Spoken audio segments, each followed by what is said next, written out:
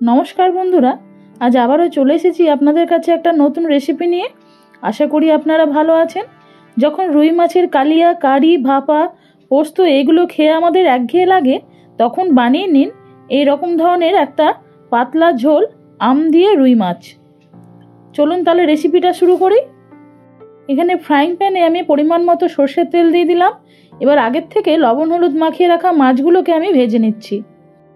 আমি এখানে রুই মাছ ব্যবহার করছি, তবে আপনারা চাইলে রুই মাছের পরিবর্তে কাতলা মাছ বা চারাপোনা মাছেও এই রেসিপিটা করতে পারেন, সেটাতেও ভালো লাগে খেতে।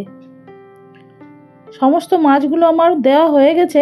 এবার এগুলোকে 2-3 মিনিট ধরে আমি একটু উল্টে পাল্টে ভালো করে ভেজে নিচ্ছি।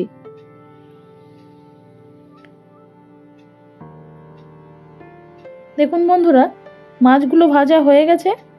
এবার সমস্ত মাছগুলোকে আমি তুলে নিয়ে ফ্রাইং প্যানটা সরিয়ে দিয়ে গ্যাস ওভেনে এবার একটা কড়াই বসিয়ে দিলাম। এবার যে তেলটাতে আমি মাছ ভেজেছিলাম সেই তেলটার থেকে কিছুটা তেল আমি তুলে কড়াইতে দিয়ে দিলাম। আর এখানে 5 ফোড়ন ব্যবহার করছি। এবার আগের থেকে কেটে ধুয়ে রাখা আলুগুলোকে আমি একটু ভেজে নিচ্ছি। আমি এখানে 2টো আলু ব্যবহার করছি। আলুগুলো ভাজা হয়ে গেছে। এবার আলুগুলোকে তুলে নিয়ে আমি এখানে একটা কাঁচা আম দিলাম। যেহেতু আমটা খুব কচি, তাই এর মধ্যে আমি কোনো লবণ ব্যবহার করছি না, কারণ লবণ দিলে আমটা গলে যাবে আর আস্ত থাকবে না। সেই জন্য এগুলোকে একটু ভালো করে লালচে করে ভেজে নিয়ে তুলে নিতে হবে। দেখুন বন্ধুরা, আমগুলো ভাজা হয়ে গেছে। এবার এগুলোকে আমি তুলে নিলাম। এবার ওই তেলের মধ্যেই দিয়ে দিচ্ছি একটা পেঁয়াজ বাটা। এবার পেঁয়াজটাকে একটু ভালো করে ভেজে নিয়ে তার মধ্যে দিয়ে দিচ্ছি আমি 1/2 চামচ মতো আদা আর গোলমরিচ বাটা। এই রেসিপিতে আমি কোনো লঙ্কা গুঁড়ো বা কাঁচা লঙ্কা বাটা ব্যবহার করছি না। আপনারা চাইলে করতে পারেন, তবে এখানে গোলমরিচের টেস্টটা বেশি ভালো লাগে। 1 চামচ ধনে গুঁড়ো, পরিমাণ মতো হলুদ আর লবণ দিয়ে দিলাম। এবার ভালো করে মশলাটাকে আরও একটু কষে নিচ্ছি। এই সময় আমি মশলার মধ্যে দিয়ে দিচ্ছি অল্প খানিকটা জল, যাতে মশলাটা একটু ভালোভাবে কষানো হয়। 2-1 মিনিট একটু মশলাটাকে ভেজে নিয়ে এর মধ্যে ভেজে রাখা আলুগুলোকে দিয়ে দিচ্ছি।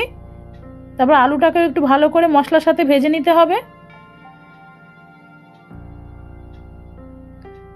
দেখুন বন্ধুরা, আলুটা ভাজা হয়ে গেছে।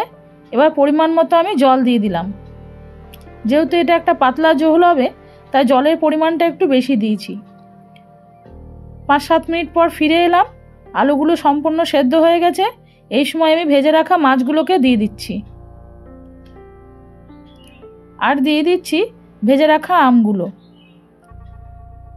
এরপর ঢাকা না দিয়েই এটাকে একটু ফুটতে দেব 3 থেকে 4 মিনিট। দেখুন বন্ধুরা, মাছের ঝোল ফুটতে শুরু করেছে। এবার এটাকে আমি নামিয়ে দিয়ে ফ্রাইং প্যানটা বসিয়ে দিয়ে তাতে 1 চামচ সর্ষের তেল দিলাম। এবার একটা শুকনো লঙ্কা আর 1/2 চামচ মতো সর্ষে আমি এখানে দিচ্ছি। এটাকে একটু ভেজে নিয়ে এবার এটা মাছের ঝোলের মধ্যে আমি ফোড়ন দিয়ে দিচ্ছি। তারপর 2-1 মিনিট একটু ফুটিয়ে নেব। ব্যাস তৈরি হয়ে গেল আম দিয়ে রুই মাছের পাতলা ঝোল। গরম গরম ভাতের সাথে এই ঝোল আপনারা পরিবেশন করুন, খেতে খুবই ভালো লাগে বন্ধুরা। আপনারা অবশ্যই একবার ঘরে ট্রাই করুন। আমার এই আজকের রেসিপি বন্ধুরা কেমন লাগলো আমাকে কমেন্ট করে জানাবেন। ভালো লেগে থাকলে লাইক করবেন, আর পাশে থাকা বেল আইকনটি টিপে আমাকে সাবস্ক্রাইব করার জন্য আপনাদের কাছে অনেক অনেক অনুরোধ রইল। আপনারা সবাই ভালো থাকুন, সুস্থ থাকুন। আবার অন্য কোনো একদিন অন্য নতুন রেসিপি নিয়ে আপনাদের সামনে ফিরে আসব। আজ আসি, নমস্কার।